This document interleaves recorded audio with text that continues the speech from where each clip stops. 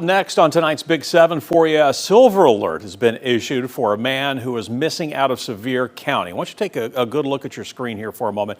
This is who the Tennessee Bureau of Investigation is working to find tonight. This is 74-year-old William Schmutzer. We're told he was last seen this morning in Sevierville. If you know where he is, you are asked to call this number, 1-800, you see it there, TBI Find. Tonight, a man has been charged after Knoxville police say a stolen boom lift crashed into the Women's Basketball Hall of Fame. KPD says this investigation dates back to May 23rd when a boom lift was found crashed and abandoned there at the hall. Now, we're told the discovery was made by employees who also found a window that appeared to have been broken by a rock. A police investigation found the boom lift had been taken from a construction site on Main Street. Officers have since identified their suspect as 42-year-old Justin Hensley. Now, he was arrested yesterday and charged with felony theft and vandalism. No property, by the way, was reported stolen from the hall. Next on the 7 tonight, a man is facing charges after a newly obtained report shows he shot at a Grainger County school board member who was accused of statutory rape. Deputies say 46-year-old Benjamin Mills of Blaine shot at school board member Stephen Blanken after encountering him at his home in Rutledge. This is after the power was cut twice back in March. We're told Blanken was able to run to a neighbor's home and called 911. When deputies arrived, Blanken told them he had been hit by 3 small rat-shot pellets. Now, Blanken was charged with statutory rape in March. He has since been indicted on 3 counts of aggravated statutory rape and 3 counts of sexual exploitation of a child. Now, as we've been telling you, the charges stem from a report submitted by a parent, that parent alleging possible inappropriate behavior between their child and Blanken.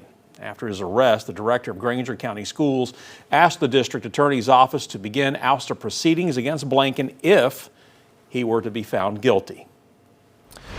Well, a man is facing attempted murder charge after he was accused of hitting someone in the head with a hammer. Officers responded to reports of an assault yesterday morning, and when they got to the scene, 54-year-old Robert Meade reportedly opened the door and stepped out with a hammer in his hand. Now, officers told him to drop the hammer, and then they took him into custody.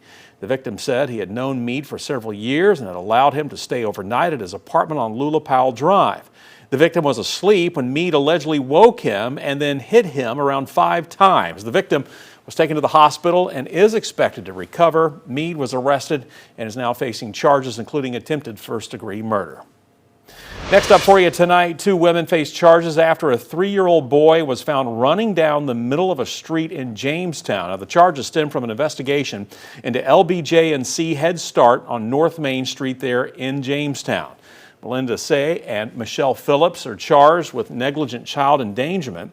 We understand they work at the daycare. Paperwork shows the boy left the daycare back on May 7th and that he was left unattended outside the building for at least 10 minutes. We're told the 3-year-old then ran down the middle of the street until 2 women in a car picked him up, brought him to a parking lot, and then notified law enforcement. Now, 6 News reached out to the daycare for comment, but we have not heard back. And in our final Big 7 story of the night for you, as we've reported, parts of Anderson, Loudoun, and Morgan counties were impacted by flooding over the weekend, leading to some dangerous and potentially deadly situations. In Morgan County, 5 kayakers found themselves stranded on the banks of the Emery River due to the flooding. Chris Harris of Rockwood was kayaking with his younger brother and his friends when he says the rapids sped up to uncomfortably high speeds. He says the waves were rising 3 to 4 feet above his head, and when he and his friends got separated, he feared the worst. Which is insane because another scary part of me being by myself and everybody being downriver and not knowing where anybody was, I kept hearing thumping under the water, which was the kayaks hitting the rocks under the water, which was terrifying, in itself because you're like, you know that those are sunk, but you don't see no bodies, you don't see nobody floating. Like, are they down there too, So it was pretty terrifying.